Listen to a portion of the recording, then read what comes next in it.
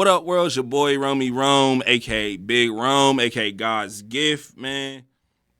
I'd like to welcome everybody to the corner of 4th and Peachtree. As you can see, I'm here by myself tonight, man. My co-host, Key's, not with me tonight. You know what I'm saying? Unfortunately, shout out to my sis, you know what I'm saying? She had a prior engagement, so she wasn't able to pull up tonight. But, you know what I'm saying? We still going to have fun, still going to have a jam-packed episode. A little chill vibes tonight, you know what I'm saying? I'm in chill mode, you know what I'm saying? You see, I got a hoodie on.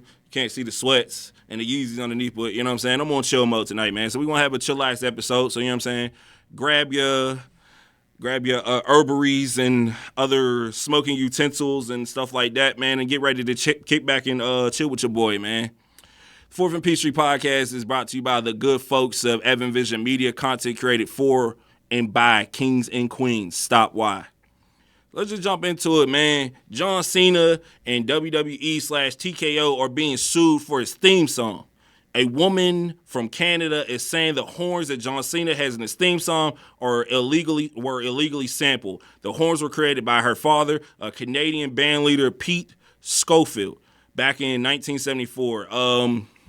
Man, them horns in that Cena theme song, that do-do-do-do, do-do-do-do, man, them is legendary. So, you know what I'm saying? I was always wondering where them horns came from, you know what I'm saying? So, this chick is saying that her father created these horns back in the 70s, and she wants some compensation for it. You know what I mean? And if you're a big WWE fan like I am, Cena's having his last match in a couple weeks for on Saturday Night Live. Either he's going to wrestle Gunther or L.A. Knight. I'm hoping it's L.A. Knight, not Gunther, because I'm so sick of L.A. I'm sick of WWE trying to force feed us, Gunther, you know what I'm saying, because he's the foreign bad guy, you know what I'm saying, the technical wrestler, you know, the buzzkill. Like, I want to see LA Knight get that shine, man, and be the last person to wrestle with the GOAT, the unseen 17. So, man, I think WWE, since they're a conglomerate, you know what I'm saying, a monopoly with this wrestling stuff, I feel like hopefully they just go ahead and just throw this chick some money so it doesn't overshadow Cena's last match. But I don't know, man. You know what I'm saying? WWE, man, they might not want to come out that money and just go ahead and just take it to court and see what happens. But hopefully, man, they just go ahead and throw this chick some bread, man, and get her out of here. So, you know what I'm saying? There's no dark cloud over Cena's last match.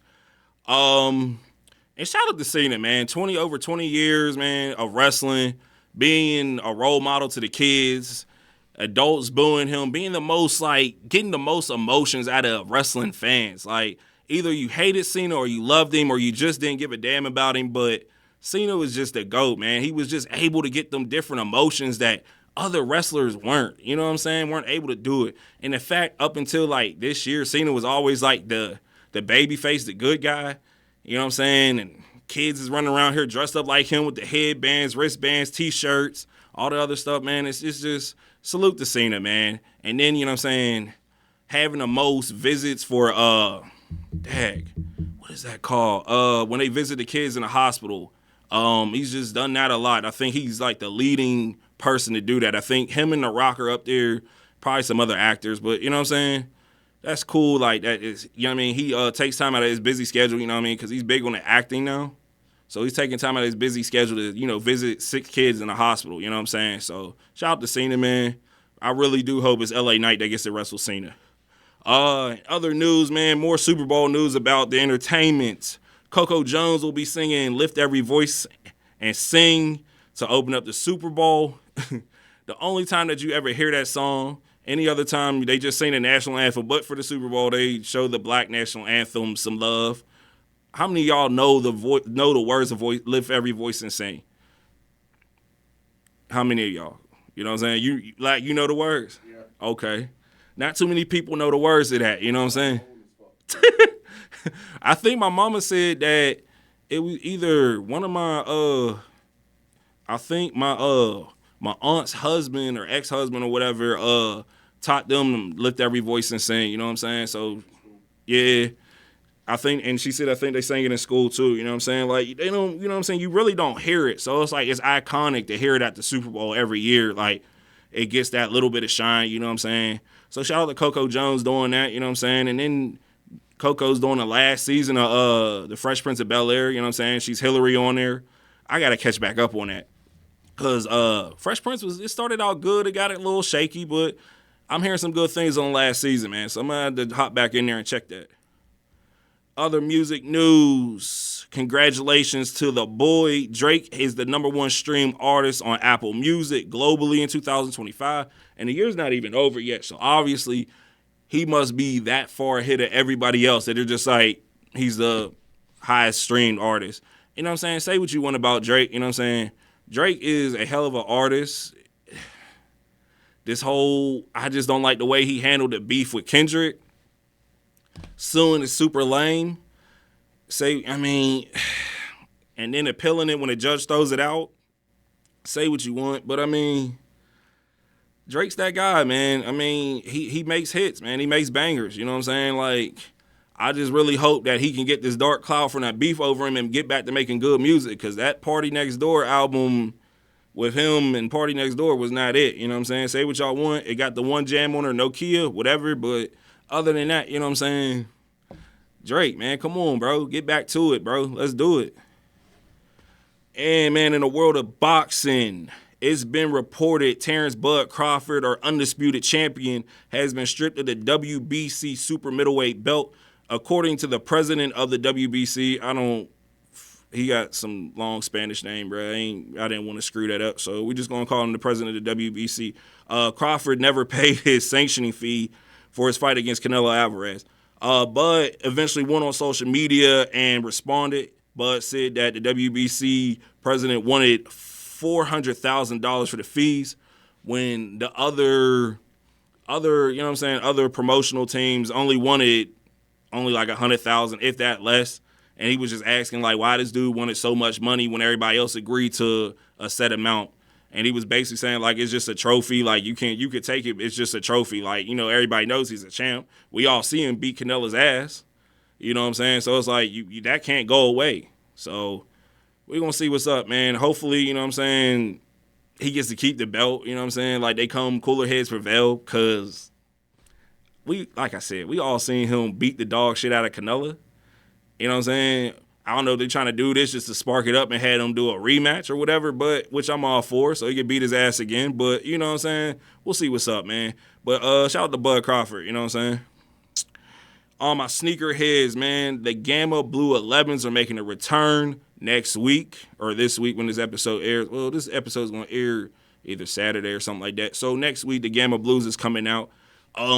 Nike and sneakers saying that they're going to put out enough pairs for everybody to get a pair, which I'll believe it when I get my pair. You know what I'm saying? The last time they came out, I remember I was at Perimeter Mall trying to get a pair, and I wear a size 11, and it was 111 left, and the person in front of me got the last 11, yo, and I was so hurt. And this is like before they had GOAT and all them other resale sites and stuff like that. So I was so hurt that I didn't get them. I tried to like get online and get them. Couldn't get them, you know what I'm saying? They were sold out everywhere. So I'm definitely excited, you know what I'm saying? I definitely want to get these. My other pair of 11s that I didn't get that I want, the Space Jams. So I'm hoping maybe next year those come out. Those was iconic to me because Space Jam was like my favorite movie growing up as a kid. So I definitely got to get these Gamma Blues, and I definitely got to get them Space Jams whenever they come back out. You know what I'm saying? I missed on the Rare Airs. But hopefully, you know what I'm saying, somebody gets me them for Christmas. You know what I'm saying? I wrote a letter to Santa and told him, like, hey, or her. I wrote a letter to Santa and told her I need them Rare Airs for Christmas. So hopefully, you know what I'm saying, Santa answers my prayers and brings me them Rare Airs. Basketball news in a shady situation. Chris Paul has announced that he will be retiring at the end of this season. CP3's current team, the LA Clippers, had posted a video tribute of the point guard the same night he announced his retirement. Later in the week, it was announced that Chris Paul was released by the Clippers. Say what you want about Chris Paul. A lot of people do not like Chris Paul. I mean, he was the president of the Players Association. A lot of people do not like Chris Paul. And a lot of interviews, you hear a lot of people dog Chris Paul. He's part of the Banana Boat crew with LeBron, Melo, and D-Wade. You know what I'm saying? Do with that information as you may. But it's just crazy that, you know what I'm saying, he's announcing his retirement. Y'all do this whole video package for him, and in a couple days y'all let him go. But through the grapevine, they're saying that CP3 was being a little messy behind closed doors. He was he was talking about management. They said he was talking about Ty Lue. He was talking about the higher ups, and he's trying to get the players to basically push Ty Lue out. You know what I'm saying? So it's not a good look, especially for you to be a vet. You know what I'm saying? And you were brought in for veteran leadership, and for you to try to dog the coach. You know what I'm saying? Management and all this other stuff is it's just not a good look. CP3, man. Hopefully, you know what I'm saying, a contender picks CP3 up so he can finally get that ring. You know what I'm saying? CP3 was 2 games up against the Bucks, and then they folded when he was with the Suns. I think he's been to the Western Conference Final once or twice and folded when he was with Houston, when him and the first time when him and James Harden played together. So we're going to see what's up, man. One thing, man, that I know a lot of CP3 fans are irritated by was, man, him never getting to play for the Lakers. The trade was blocked by David Stern. Rest in peace, David Stern. What could have been with him and Kobe together, CP3 distributing, and, you know what I'm saying, Kobe going to work. And then at that time, they had Paul Gasol in his prime. And then they had, you know what I'm saying, Ron Artest, Metta World Peace, you know what I'm saying, Lamar Odom, all them cats, you know what I'm saying, with the point guard. Damn, it's just what could have been, you know what I'm saying? He could have definitely got a couple rings with Kobe. And I feel like him and Kobe together would have just, I don't know, man. That would have been one of the craziest duos to play together. So, I don't know, man. It just sucks, man. But hopefully, like I said, CP3 gets picked up by another team, and he's not as messy this time, you know what I'm saying? CP3, man, just chill, bro, and get ready, man. You ain't going to get the retirement tour like Kobe did, but, you know what I'm saying, just chill, bro, and just enjoy the ride, man. Try to get a ring somewhere. Maybe go to OKC. You know what I'm saying? Boston, somewhere. And then, man, in messy ass news, Netflix has stated that they will not remove the Diddy doc, even facing legal threats. So Diddy has sent over, asking Netflix to take it down. Hey, go ahead and take this down. And Netflix said, nah, we're not taking it down, bro. We're getting too many views on this. You know what I mean? We're not taking this down. I'm going to say, first off, I watched the first couple episodes. It's well put together. It's a well put together thing.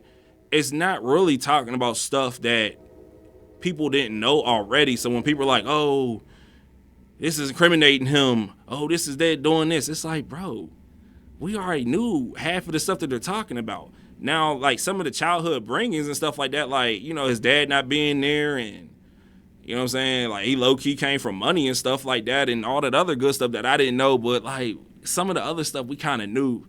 So when they're saying, it's incriminating, I don't know, man. To me, it is what it is, you know what I'm saying? It's not that crazy. And then we got people saying they're not going to watch it because 50 Cent created this and 50's being real messy and stuff like that.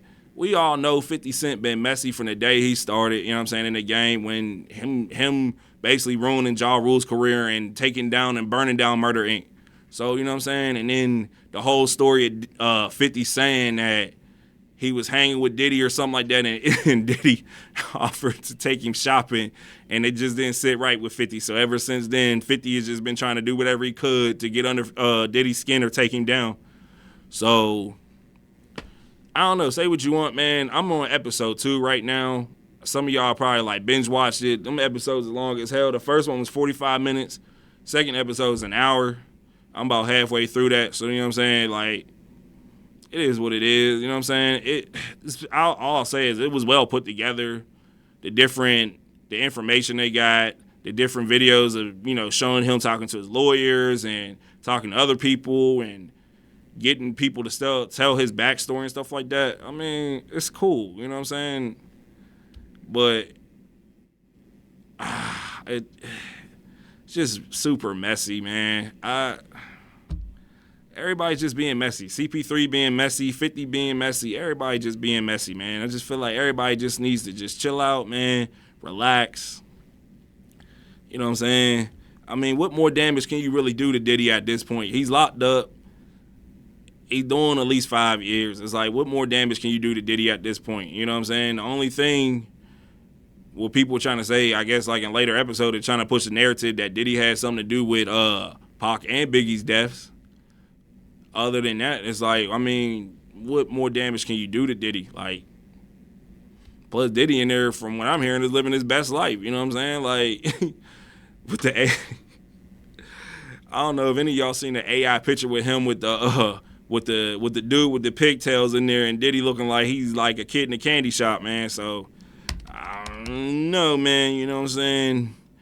I don't know what Diddy in there doing, but I don't think he's in there too pressed about it. It seemed like Diddy's all right while he's in there. So we'll see what's up, man. But you know what I'm saying? Let us know in the comments, man, what y'all think about the Diddy documentary. Like, what y'all thoughts on it? Do y'all think it's messy? Do y'all think it's informational? Do y'all think it's just a witch hunt? Like, what do y'all think? What do y'all think about the Diddy Chronicles, the Diddy doc? You know what I'm saying? Do you think Netflix will ever like take it down? You know, like listen to the legal threats, or do you think they just gonna rock out and just keep it out there? You know what I mean? Maybe do like a part 2 of the series or something like that. Like, let me know. But let's get into the meat and the potatoes of this episode, man. So, oh, man. As everybody knows that watches this podcast, if you've been watching this podcast from day one, from when we went on a hiatus, came back, when we were doing it at the bakery, when we was over in Decatur doing it, until now. Yeah, everybody knows that I am first of all, I'm from Pittsburgh. I was born and raised in Pittsburgh. I lived in Pittsburgh 18 years of my life. I graduated from Penn Hills High School, and I moved down here literally 3 days after I graduated from high school. I am a big-ass Pittsburgh Steelers fan. I bleed black and gold, black and yellow, whatever you want to call it. I don't care. First of all, and what's another thing, too? It's like black and yellow, black and gold, it does not matter. It's like all this older people correcting people. Oh, it's black and gold. It's like, bro, does it matter? Black and yellow, the song is out now. Even the Steelers say black and yellow. They got shirts that say black and yellow on them. It's like, relax. But anywho, I bleed black and gold. I remember growing up watching Cordell Stewart, Slash running around. I remember the bus running through people. I remember the time periods when we sucked, when we had Bill Coward. I briefly remember watching Neil O'Donnell throwing the Super Bowl and throwing right to Dion and everybody else, but, you know what I'm saying? And we still don't know where Neil O'Donnell is, man. You know what I'm saying? Neil O'Donnell's been missing for almost like 20-something years, 30-something years. So I bleed black and I've been with the Steelers during the hard times, during the good times, and the end of Coward's regime when we went to the Super Bowl. Jerome got his ring in Detroit, his hometown. So Tomlin taking over, you know what I'm saying? And the Steelers winning the Super Bowl my senior year in high school. Having a legendary defense that they had with Palomalu, Harrison, Woodley, Ryan Clark, Casey Hampton. You know what I'm saying? The player safety initiative was started because of this defense, because they were literally going out there decapitating people. Ben Roethlisberger, say what you want about Big Ben, the bathroom, whatever. Like, say what you want about Big Ben. Big Ben is legendary. He's a first ballot Hall of Famer. You know what I'm saying? Hines Ward. Santonio Holmes catching that ball in the back of the corner. You know what I'm saying? James Harrison in the Super Bowl against the Cardinals going 100 yards. The longest interception return in NFL history in the Super Bowl. I've been through it all. Watched it all. And just like gradually, one thing what hurts is I never understood why we couldn't get it done with AB, Bell, and Ben. We had the best running back in the league at one point. We had the best wide receiver in the league at one point. And at one point, say what you want, I feel like Ben at one point was definitely, if not the best, he was definitely top 5 in the league as far as quarterbacks. You know what I'm saying? You know, you had Brady, your Peyton, you had Breeze, whatever. You know what I'm saying? But Ben was definitely a top 5 quarterback. I just never understood why we could get it done. And yeah, you could say AB was a head case. He went crazy after he took that hit from Burfict. And Bell got money hungry, and he went to the Jets, and then he just never been the same. And now he's got a bunch of kids and trying to rap and boxing. You know what I'm saying? He knocked out Frank Gore. He knocked out Adrian Peterson. So it's like, I mean, I just never understood with the talent that we had. Yeah, we didn't have a defense at the time, but we had a high-powered offense that should have been able to, like, beat everybody. And it's just like, I give Mike Tomlin credit for that because he was able to keep all those egos under check for a second. And then, the shit hit the fan. AB went psycho. Bell got beside himself. And then Ben got old. So what can you say? But, you know what I'm saying? He was able to keep them egos in check. Some people were saying that Bell and Brown, AB got special treatment, preferential treatment. They were treated differently. I mean, it happens. If you played a sport before, the star players, they get the special treatment. They get away with certain stuff that other players don't. And I mean, in this day and age, should everybody be held to the same standards? Yes, but it didn't happen that way. But throughout the years, man, it's just I feel like when people say Tomlin should have been gone 10 years ago, I don't think Tomlin should have been gone a decade ago. I feel like that's just racist people saying Tomlin should have gone because of the color of his skin. And I could be wrong, but I see more people from the mountains of Caucasus saying that Tomlin should have been gone 10 years ago versus people who understand the game, who are looking at it from a football analytics standpoint versus, I just don't like him because he's black. And let's be real. A lot of people who are saying Tomlin should have been gone a long time ago is because of the color of his skin. Cry to your mom, cry to your dad, whatever you want to do. Write a letter to your senator, whoever you want to do. I don't care. Let's call a spade a spade. Half of y'all don't like Mike Tomlin because he's black. They can't say it on ESPN and Fox, but I'm going to say it here. Now, for the people that do have sense, the last 5 years after Ben, that's when it really started going downhill. There was never no plan after Ben. You know what I'm saying? It was like, okay, we're going to have this high-powered defense. So you paid TJ and made him the highest player at one point. TJ was balling out, but now TJ is basically out there doing cardio, and TJ's not doing anything. You paid Big Cam. Cam's not really doing anything, and Cam really disappointed me last week because I'm sorry. If somebody would have kneed me in the stomach, it wouldn't have been a yelling match, or I'd have grabbed him by his face mask, meaning Josh Allen, and I would have, yeah. So for him to be sitting out there all angry and having a hissy fit because he need him, it's like, then you should have hit his ass back. But you didn't. You let your emotions get the best of you, and you didn't do nothing last week. TJ didn't do nothing last week. TJ hasn't done anything pretty much this whole year.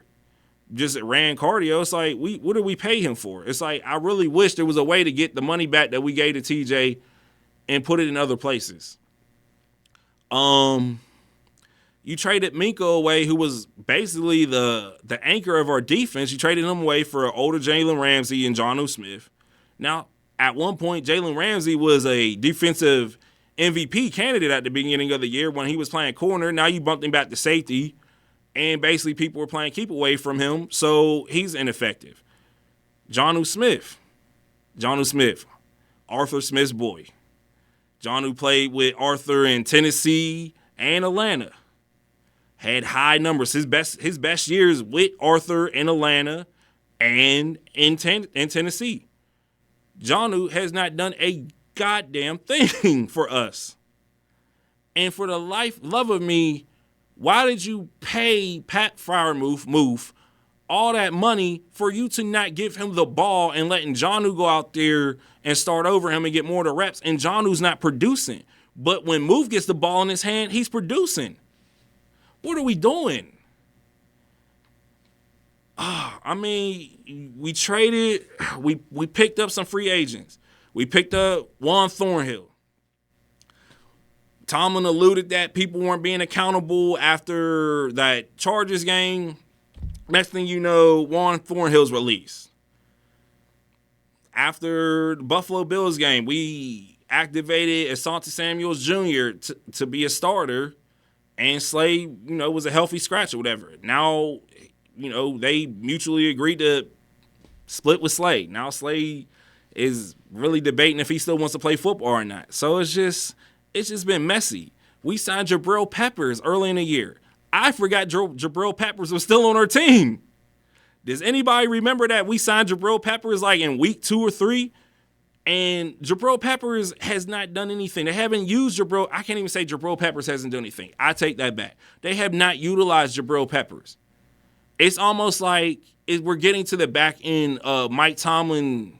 I think Mike Tomlin knows this is it for him. So now it's just like, let me collect shiny things. Let me get some of the players I wasn't able to draft because we were so good and they went early in the draft. Let me go ahead and bring these players in that I've always wanted to coach and admire, even though they're not going to help the team in any capacity. I'm going to bring them in here because these are players that I admire and want to play with. And it's just like, bro, it's not winning no games. Our defense was supposed to be this legendary defense. Everybody speculating that this defense is going to be legendary, putting up legendary numbers. We're getting back to the steel curtain. We look like we look terrible. It's like, what is our scheme? The scheme is terrible. The middle of the field is open like the Red Sea. Like Moses just took the staff and, you know what I'm saying? It's open like the Red Sea. Our corners is out there getting torched. JPJ, Joey Porter Jr., a.k.a. defensive pass interference, is out there getting grabby hands, and he's hurt with a hip or something like that going on. Our defense does not play with an edge except for a couple people. Alex Highsmith is hurt damn near every week. He's ineffective. Why is he getting more snaps than Nick Herbig? Nick Herbig goes out there and makes plays. He makes a difference. And at this point, if TJ ain't got that much giddy up left, then go ahead and put Jack Sawyer out there and put TJ out there in key situations like 3rd and long and passing situations where TJ, all he has to do is just rush up the field. I mean, you did the same thing to James Harrison. You brought in TJ, you brought in Bud Dupree, and you told James Harrison, hey, James, we want to save you for key situations. We want to pull you out, you know what I'm saying, in key situations. And James was like, I'm better than both of these niggas. I'm out. Like, like, what are we doing here? So it's like, why can't you do the same thing that you were going to do with James Harrison, who was a multiple-time defensive MVP, or I could be wrong, one-time defensive MVP, just like TJ. But why couldn't we use TJ in them situations since TJ's not producing? I don't want to hear anybody compare TJ Watt and Myles Garrett ever again. Myles Garrett has been on a tear this year. Even though the Browns suck, Myles Garrett is on a tear this year. Myles Garrett might break TJ and Michael Strahan's record. I don't want to hear no one compare TJ Watt and Myles Garrett. It's not even close right now. TJ looks like he is on the back end of his career, like he's going to retire. I know TJ just had a baby. I don't know if his wife is like, don't go out there and get hurt. You know, he's trying to make sure he ends his career unscathed, but he's just out there running cardio. Patrick Queen.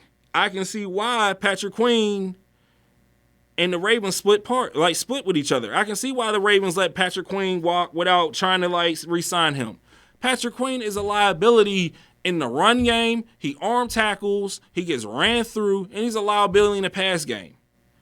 And then for him to go back and forth with Trey Exit talking about you never been an all-pro, you never been this, you never been that, that's cool. But it's like, bro, these are legends on the team. These are players that have won championships. Whether they were carried, whether they were starters, whether they were a key component of the team, they won championships. And for you to get upset because people are calling you out, fans are calling you out because you out there getting schmutted through, getting ran through. Come on, bro. It's like either step up or shut up, bro. It's getting ridiculous. You know what I'm saying? It's just, it's insane. So then, like, we bring in Russ. No, wait. So they get back to the Ben thing. Ben retires. There was no contingency plan after Ben. You brought in Mitch Trubisky. For the life of me, when we signed Mitch Trubisky, I don't know what we were thinking. Mitch Trubisky should not even be in the NFL. He's terrible. And he belongs on the bench where he is in Buffalo. He should have never been the starter of the Pittsburgh Steelers. And the fact that y'all opened up the black and yellow red carpet for him and marched him around the city like, this is our new starter, this is Ben's replacement. It's like, that was so disrespectful. Mr. Trubisky is terrible. So then we draft Kenny Pickett, the second coming of Marino. We didn't draft Marino when he came out of Pitt. So we're going to make up and we're going to draft this kid named Kenny Pickett. Oh, by the way, our offensive coordinator is some guy named Matt Canada who did not belong in the NFL, shouldn't even be coaching high school football.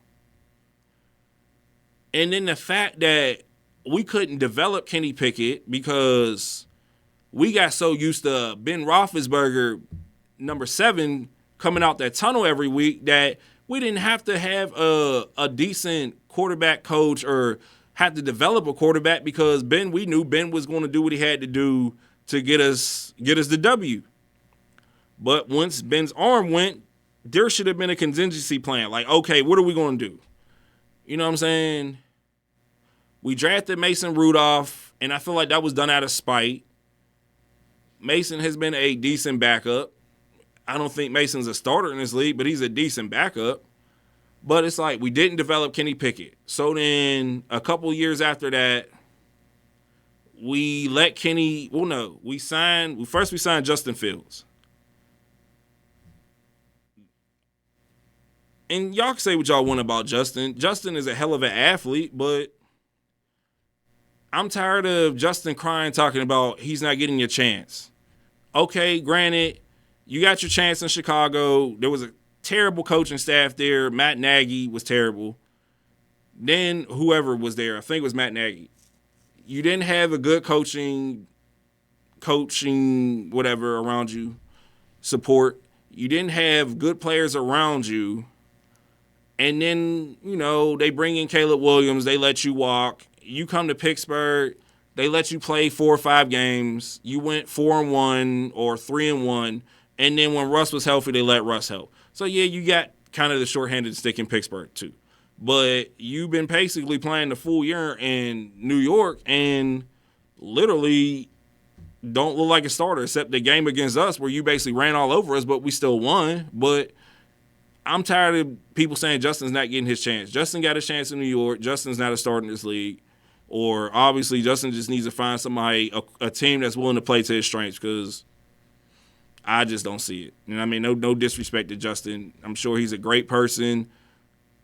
Hell of an athlete, like I said. You know what I'm saying? Hell of an athlete. You know what I'm saying? A local kid from here. He played at Mount Kennesaw, whatever.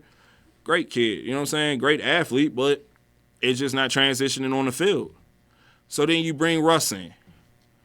Russ has a sense to not run Arthur Smith's terrible offense, so he's calling audibles at the line of scrimmage because the play calling is so bad and doesn't make any sense. So he's literally changed the play at the line of scrimmage. So Arthur Smith is upset because Russ is not running his plays that he's calling.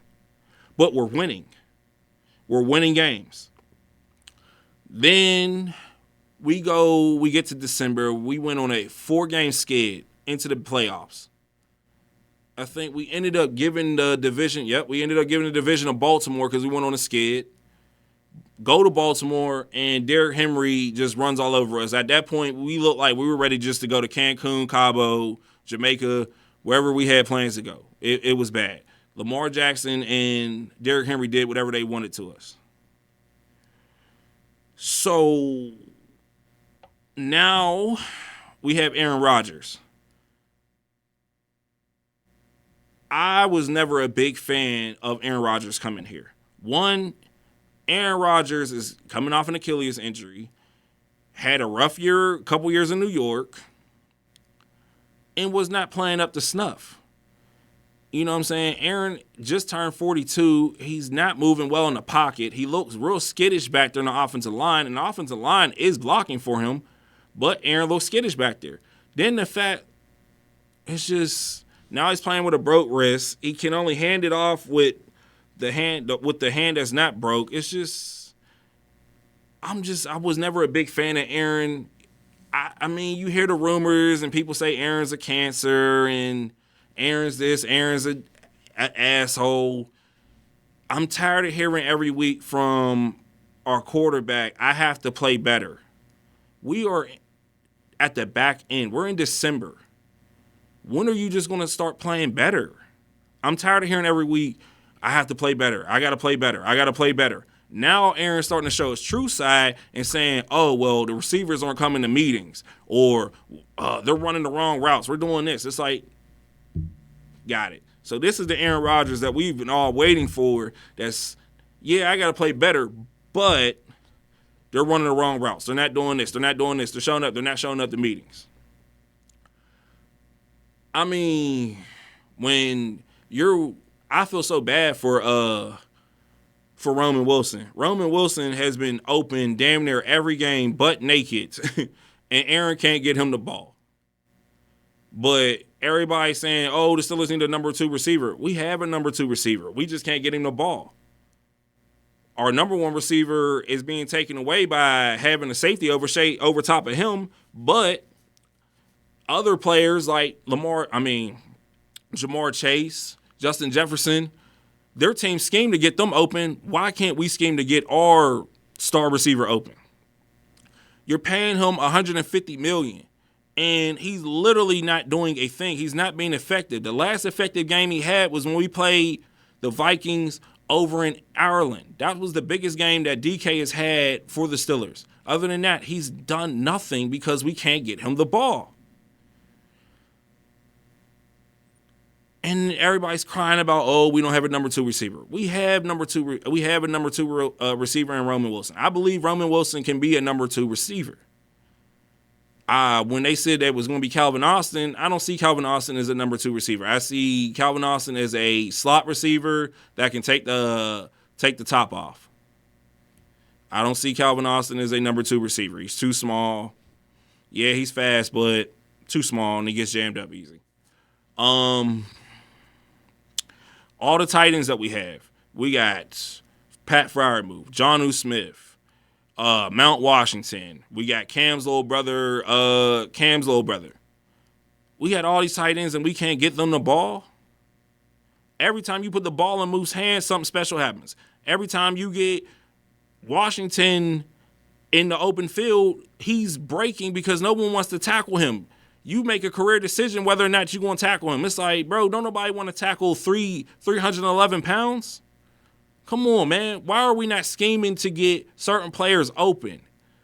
Running the ball, first down, second down, and then when we're in second and long, we're panicking and throwing the ball, and then we're going 3 and out. It's just time. I feel like it's time for a change.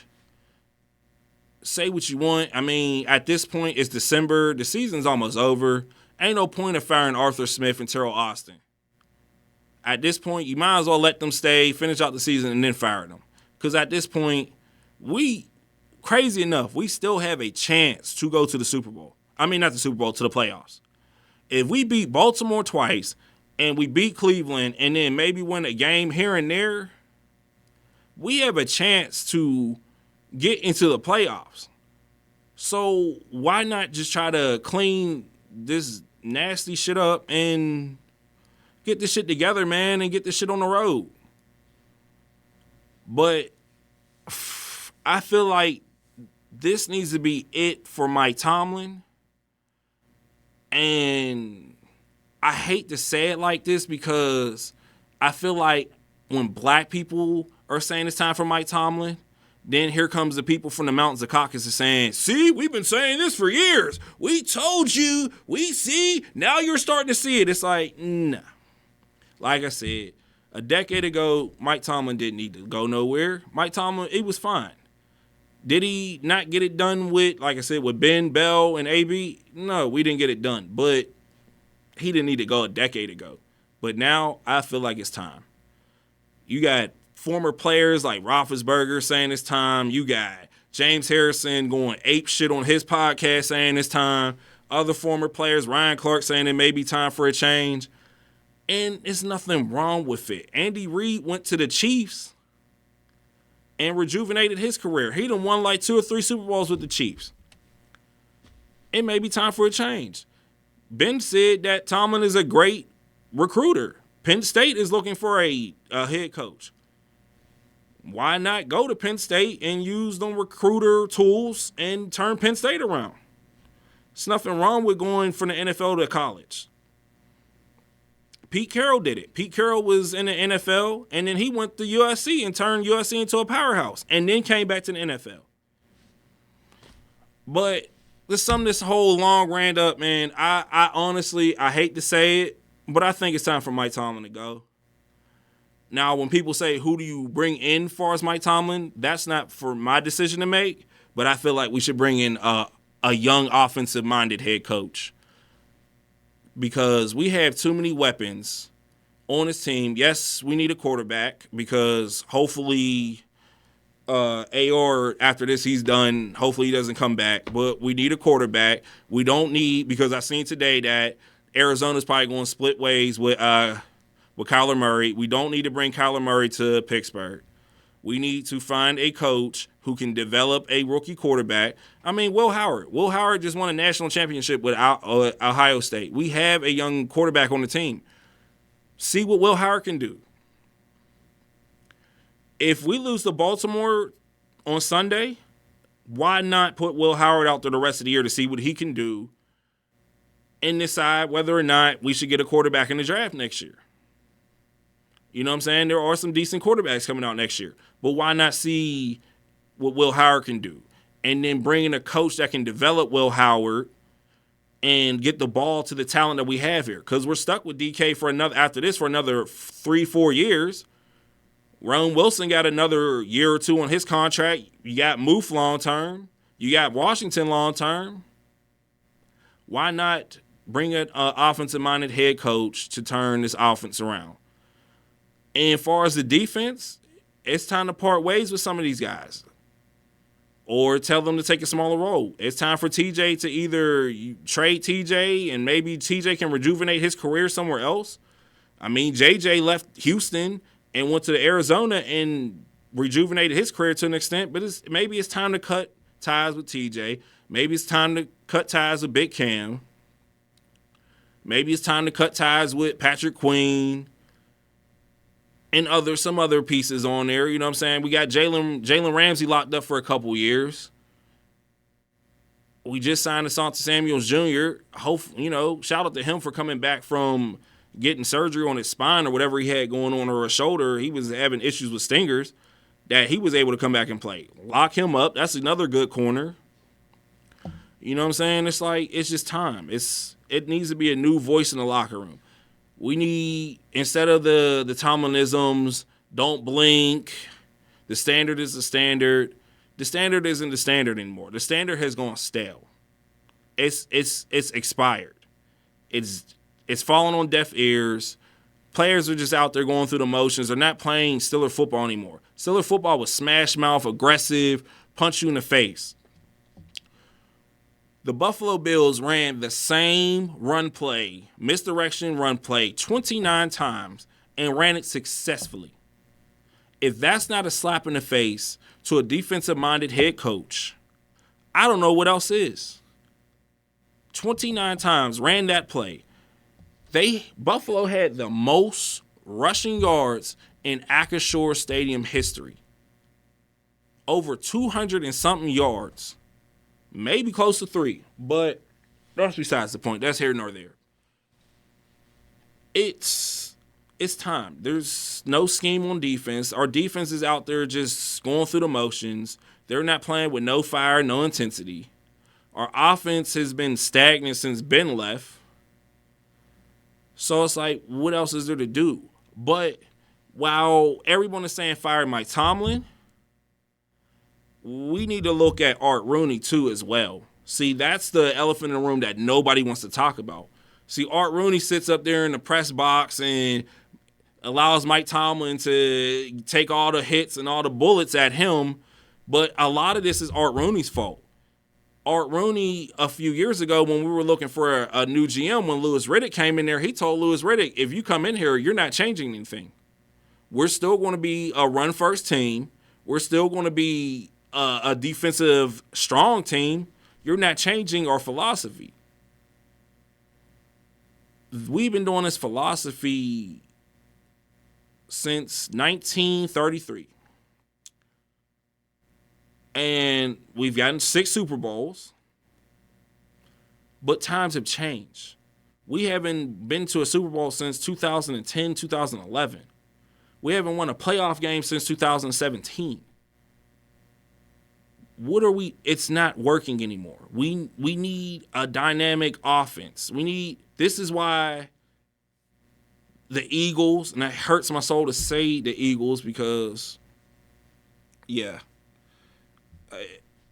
it hurts my soul because somebody I know is a big Eagles fan, and she lets me hear it every time they lose. I mean, we lose and they win. And they're a dynamic offense. They got Saquon. They got A.J. Brown. They got Schmitty. You know what I'm saying? Yeah, they're having their little hang-ups right now, but they are a dynamic offense. They're innovative. They started the tush push. Say what you want about Kansas City. Kansas City's having an off year, but Kansas City was an innovative offense, high-power offense. And they have a decent defense. Matter of fact, the Eagles have a decent defense too.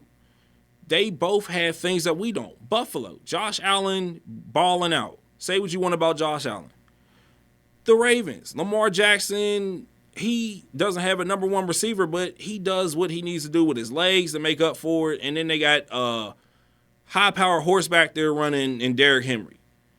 We are so far behind from the top-tier teams in the league because we're so stuck in the stone age of the NFL that it's time. It's time for a change.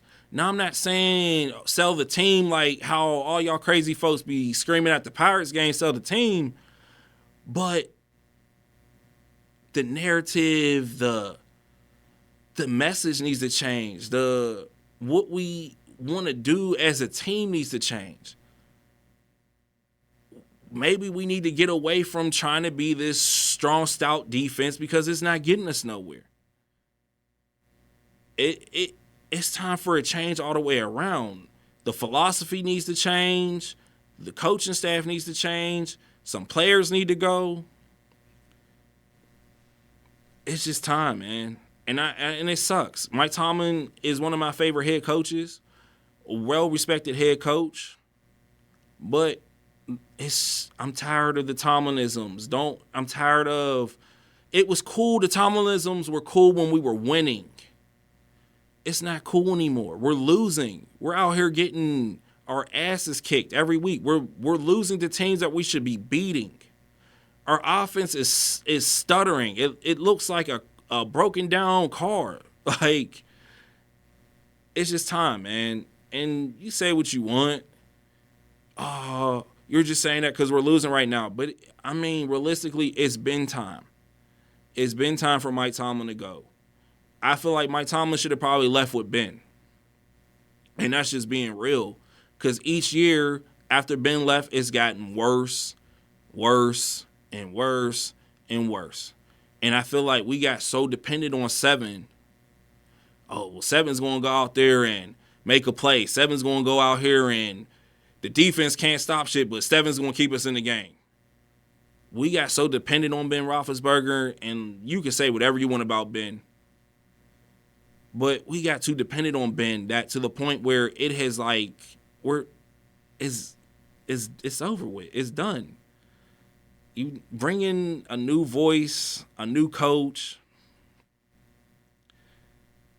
new players. It's just time. If it's a rebuild that we have to do, then so be it. Other teams have been through rebuilds and they've gotten through it. It just depends on the coaching staff that you bring in there and the players that you bring in on how long the rebuild is going to be. So that's my rant. Told y'all it was gonna be the meat and potatoes of this show today, man. I just had to, man. I'm so passionate about this team that it hurts my soul that I have to watch this shit every Sunday with this terrible ass offense and this defense that has no scheme and no direction. We don't make no adjustments at halftime. We don't make no adjustments on the fly. We just allow people to keep doing what they're doing and just run the ball all over us, throw all over us, leaving the middle of the field open. We can't throw to the middle of the field. We're just going to keep trying to run the ball because we're a run-first team. It's time, man. It's time to let it go. But all right, y'all, man, I'm about to slide up out of here. I know y'all probably got sick of me on this rant. Y'all probably be like, God damn, he talked about the Steelers forever. I did, man, because I love the Steelers. It's just time. But let's get up out of here, man. The street lights is on. I got to roll up out of here, man. I got a couple things I got to do tonight. As always, man, it is a pleasure coming through your tablets, cell phones, televisions, Kindles, however you watch the Fourth and Peachtree podcast. I appreciate you. I appreciate everybody's been rocking with Fourth and Peachtree from the first episode till now. If you have watched almost every episode of Fourth and Peachtree, or if you have watched every episode of Fourth and Peachtree, I truly appreciate you. Thank you. You know what I'm saying? Tell a friend to tell a friend so this podcast can get to where it's trying to get to. You know what I'm saying? I feel like this podcast has been going along too long for it to be as stagnant as it is. And I personally, I take that there's things that I feel like as the more consistent thing about this podcast, there's things that I need to do to step up to make this podcast go smoother and go where it needs to get to. I feel like I need to step up and do some things. So, yeah, put the mirror to myself, man. I can't pinpoint somebody else. I can't say, oh, this, that, and the third. I've been the most consistent thing on the podcast. I have to do some things better. I need to do some soul searching to figure out what I need to do and or with Key. Not even and or with Key. With Key, because, you know what I mean? That's the homie. And she's really stepped up and helped out a lot. Say what you want. But I got to figure out and do some soul searching to figure out what is it going to take to make this podcast a household name, to get this podcast to a whole nother level. Like, we get so much good feedback about the content that we're putting out, but it's just not carrying over to certain things. But y'all can follow the homie Romy Rome, a.k.a. Big Rome, BIGROME, on all social media. That's ROMEYROME, 4 EVA. That's all social media. You can follow the Fourth and Peachtree podcast at the 4 TH and Peachtree. That's on all social media. Shout out to everybody that follows the TikTok, Instagram, Facebook. You know what I'm saying? Shout out to everybody that's following social media, sharing our stuff.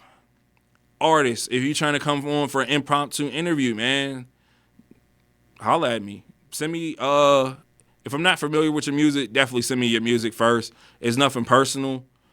I just want to make sure we're bringing good quality people with good quality music on here. And it's nothing personal. I've been an independent artist myself. I've tried to go on shows for interviews, and I was turned away because at that point, my music went up to snuff. But, you know what I mean, when my music got up to snuff, they allowed me to come on the shows for interviews and stuff like that. So once again, it's nothing personal if you get turned away. But, you know what I mean, just, you want to come on, man, send me your music if we're not familiar. But as always, man, appreciate y'all tuning into the Fourth and Peachtree podcast. As always, man, deuces.